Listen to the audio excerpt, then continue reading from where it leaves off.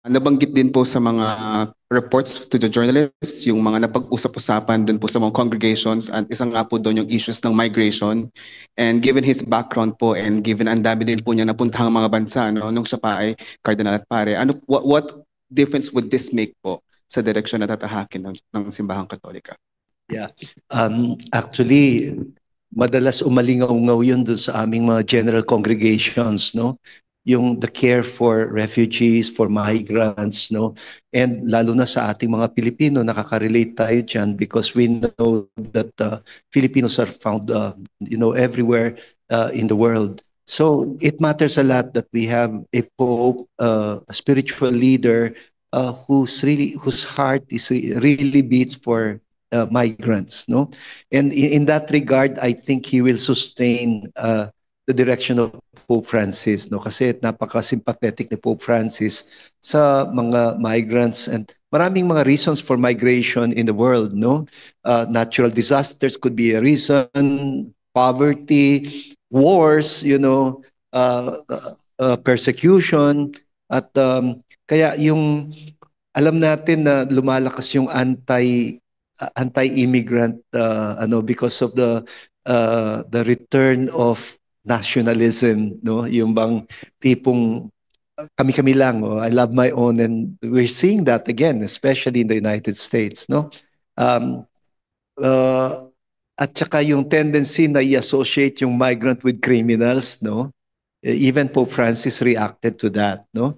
And apparently, while he was Cardinal Prevost, si Pope Leo the 14th himself, mentioned that na hindi mo i-associate ang migrant with criminal, even if there might be criminal elements among migrants, just as there are criminal elements among the citizens. Parang ganon, no? It's just not fair. Ganon, no? Yes.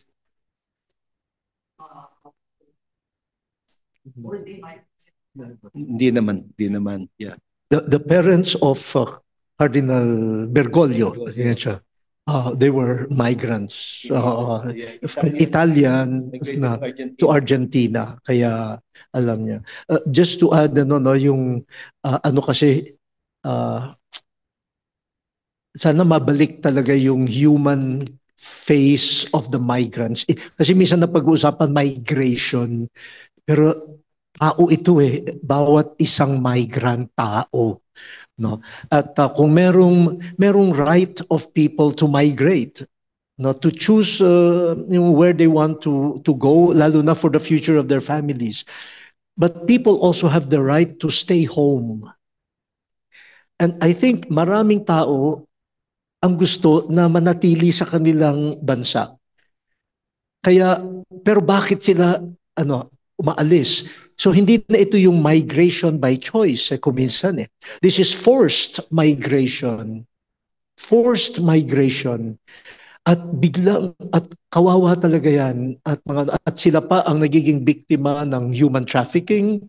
Sila nagiging biktima ng napakalaking business ng human trafficking. It's one of the biggest businesses now. Na sabi nila nalampasan na raw ang drug business. Ang kita diyan. No, so tao ay nagiging nagiging commodity, and you earn from the neediness, yung pangangailangan ng tao. Kaya ganoon na lang ang at para sa ating mga Pilipino, marami rin ganoon, forced migrant, pero sa kamay ng Diyos nagiging mga misyonaryo ang mga migrants natin, no? Maraming lugar sa mundo dala-dala ng Pilipino pati yung religiosity, no? Nagpunta lang ako sa Dubai, Abu Dhabi last February for the anniversary of the joint declaration of Pope Francis and the Grand Imam on human fraternity, no? Actually kanina ko Cardinals, kung nakita ninyo nung pasakay na tayo ng sasakyan, may tumigil na kotse, kinausap ako. Yung kumausap sa akin is a judge, Muslim judge, who belongs to the Council of Muslim Elders. At he is one of those involved in the document na human fraternity. At alam nyo ba, sa simbang gabi sa Dubai na dinala ng mga Pilipino. Ngayon, araw-araw, sa siyam na araw, 30,000 people attend the Mass daily. Filipinos, Indians, sa Abu Dhabi, mas kaunti, 17,000 lang. Pero saan kang simbahan nakakakuha ng ganyan, no? At ang mga Pilipino na migrants, no, sa kanilang kalungkutan, kapit sa Diyos, at ayan, they form a community. At bukas na ngayon sa ibang no? Kaya yung pastoral care of migrants may kasama na ang mga migrants nagiging missionaries din ng simbahan. Tama po ba sabi niyo? Smugglers of the faith, sabi niya. Kasi raw, yung mga Pilipino, lalo na yung mga Pilipina na nagtatrabaho sa Italy, mostly sa mga bahay, taking care of children, of the elderly, pinagkakatiwalaan nila yung mga Pilipino. Sabi nga ni Pope Francis, kayo hindi lang trabaho ang dala nyo sa mga Italian homes, mga smuggler kayo. Noong una ko narinig yan, ano kaya yung nakarating kay Pope? Baka may nakarating sa kanya na may nagdadala ng yung pala, smuggling the faith. Pinapasok daw natin yung faith sa